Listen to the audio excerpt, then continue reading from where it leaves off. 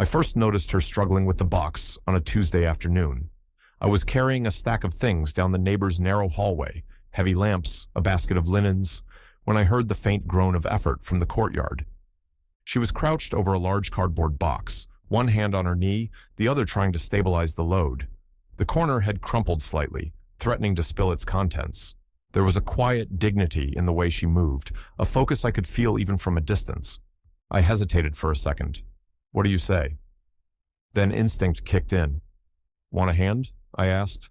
She looked up, startled. A flash of relief crossed her face, and she nodded. "Thanks. This thing is heavier than I thought," she said. We moved the box together, the weight evenly split, and I could feel the tension in her shoulders slowly ease. Small gestures can say a lot, but sometimes they say everything. As we loaded boxes into her car, I noticed the apartment behind her. "Looks like you've got it under control," I said lightly, trying not to pry. "I will," she replied, still breathing a little heavily but smiling slightly. I didn't say anything about the ex-boyfriend who clearly wasn't helping. Didn't need to. The absence was obvious, and the air carried it like a ghost. We exchanged names. "Call me Ruby," she said. Her voice had that warm softness that makes people lean in without trying. "If you need anything else, I'm Zane. Apartment 3B. Simple. Enough. That was it. We exchanged numbers. We met for coffee after work, had conversations about all the details of life.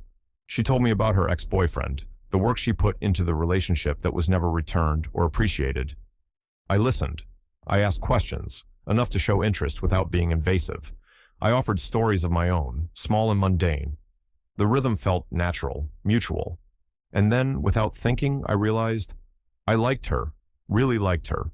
Not just the friendly smiles or quiet intelligence, but all the little edges. The way she didn't bend to anyone else's laziness. The way she could create beauty quietly without applause, her enthusiasm for all the little details of life. Over the next months, our friendship grew. I showed up. Always noticed.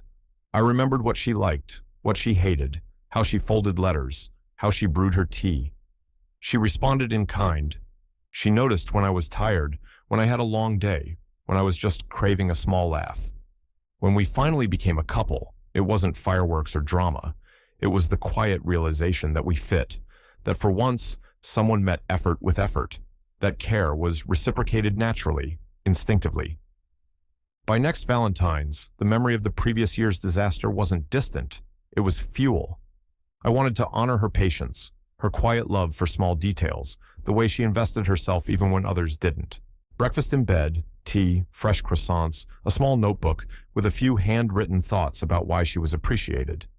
The scavenger hunt, small, gentle, a mirror of what she had done for others, designed so that every clue reminded her that she mattered.